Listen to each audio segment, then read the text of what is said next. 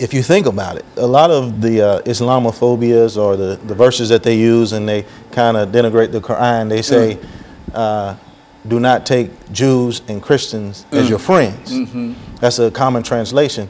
Well, if you're a Muslim African American, most of your family members are Christians. So if I was a new convert and I read this and it says this, I probably would put the book down. But that's a kind of a awkward translation of that. It's saying to the reader, you should not allow others to be responsible or have a vested interest in your religion. The Christians have a vested interest in their religion, the Jews have a vested interest in their religion, so you're to have a vested interest in your religion. I shouldn't depend on a Christian to tell me what time to pray. I'm a Muslim, I pray 5 times a day. I can't put that in their hands to be responsible for that. I have to be responsible for that myself. And when you start to think of that, where the term that they use as friend is kind of, you shouldn't translate it that way. You should use patron. And to give you an example of this, there's a tradition in Islam where they say you have a wali. And this tradition is sort of like times gone past where a young man, he would be interested in a young woman, and he would have enough respect to go to her parents and say, hey, I want your daughter's hand in marriage. And the parents would, you know, critique the guy, look the gentleman over and see if he was worthy of his daughter. So he had the father had a vested interest in it. This is the same kind of idea when we say don't take Jews and Christians as that, to have that vested interest or that type of friend. If you start to look at that on a much bigger scale or broader picture, all of us should take some kind of vested interest in our religion. Whatever we associate ourselves with, if we're African Americans, we should take some kind of vested interest in our own community and its development. We can't depend on others to take the lead for us in our community and its development.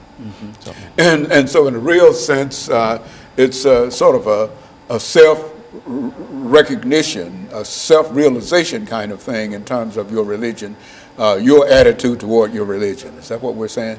Oh, absolutely. I'd like to continue the conversation by sharing a translation of some of the verses from our text. You know, the text that we use is called the Holy Quran, originally revealed in Arabic.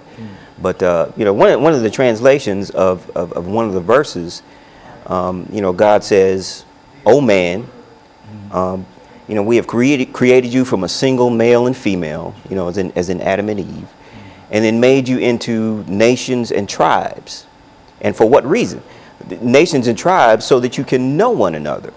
And the translation of that principle, to know one another, it's an Arabic word, ta'arraf, which really means to acknowledge or to recognize. The point being, he's created differences in creed or religion or race or skin tone or whatever it is that we happen to be, so that we can recognize the good in each other, so that we can benefit from each other. That's the point.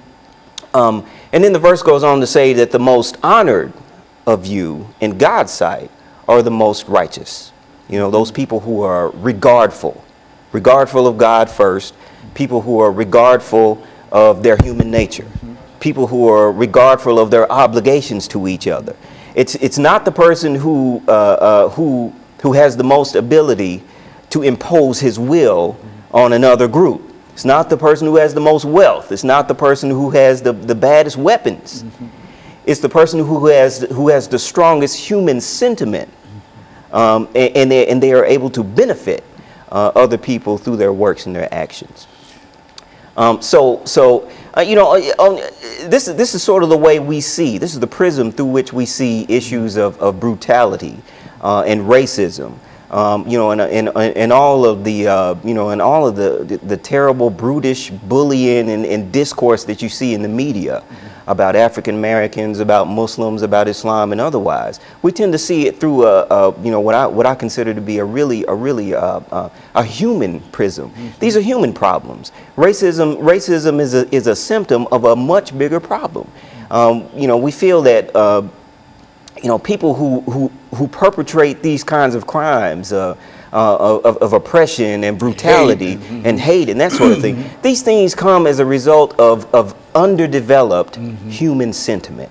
All right, and they spill out and they work their way through and they manifest themselves through racism. And something is wrong with an individual who is a racist. Is that what we're saying essentially? Because that's something that's contrary to the human, should be contrary to the human experience. Absolutely. But if you go out and you're a racist and et cetera, it says more about you, excuse me, than about the religion that you are trying to condemn. Absolutely.